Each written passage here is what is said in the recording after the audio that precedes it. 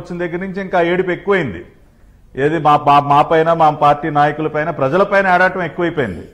నేను 4-5 అంశాలు ప్రస్తావిస్తా వీకే గారు. ఇవాళ ముందుగా ఇవాళ ఈయన ఏడుపు గురించి మాట్లాడుతూ ఉన్నాడు కదా. రైతులను ఆదుకోవటానికి ఏంటా నీకు ఏడుపు? నీ ఏడుపు ఏంటా జగన్ రెడ్డి? ఇవాళ తుఫాను వల్ల అంత తీవ్రమైనటువంటి నష్టం జరిగితే నీ ఏడుపేంటి? వాళ్ళని ఆదుకోవటానికి నీకు వచ్చిన కష్టం ఏంటి? నీ ఏడుపేంటి?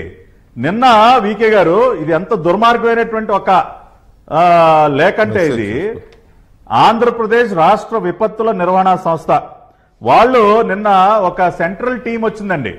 ఏదో తుఫాను నష్టం పరిశీలించడానికి కేంద్ర బృందం ఒకటి వస్తే ఈ సైకో ప్రభుత్వం వాళ్ళకి ఇచ్చినటువంటి నివేదిక ఏంటో తెలుసా?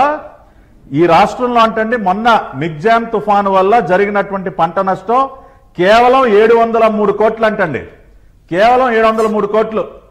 ఇవాళ నేను అడుగుతున్నా, ఏంటయ్యా నీ ఏడుపు? ఏంటి నీ ఏడుపు? రైతులకు సహాయం చేయడానికి నీ చేతులు కదలవా? 703 కోట్ల పంట నష్టం జరిగింది. 22 లక్షల ఎకరాల్లో పంట మునిగిపోయి తీవ్రమైనటువంటి నష్టం జరిగితే నువ్వు 703 కోట్ల రూపాయలు నష్టం జరిగిందని నిన్న కేంద్ర బృందానికి నివేదిక ఇస్తావా? నువ్వు మనిషివేనా అసలు? 10,000 కోట్ల పంట నష్టం జరిగితే 703 కోట్లు అంట వీళ్ళు ఇచ్చినటువంటి నివేదిక. రోడ్లు మాత్రం 2,650 కోట్ల రూపాయల రోడ్ల మరమ్మతులకు డబ్బులు కావాలంట. దానిలో అయితే కమిషన్లు మింగేయచ్చు కదా, కాంట్రాక్టర్లు టెండర్లు ఇచ్చి మింగేయచ్చు కదా వీకే గారు. రోడ్లకి 2,700 కోట్లు కావాలంట, రైతులకు మాత్రం 700 కోట్లు చాలంట. ఇవాళ అడుగుతున్నా ఏంటా నీ ఏడుపు? నీ ఏడుపు ఏంటి? రెండోది, ఇవాళ ఉత్తరాంధ్రకి ఏదో ఉద్ధరించాలని చెప్తా ఉన్నావు. రైల్వే జోన్ మొన్న కేంద్ర మంత్రి చెప్పాడు పార్లమెంట్ లో, మేము రైల్వే జోన్ కేటాయించాం, అక్కడ కార్యాలయం కట్టడానికి భూమి అడిగితే ఆ రాష్ట్ర ప్రభుత్వం ఇవ్వట్లేదని. ఏంటి ఆయన ఏడిపేంటి?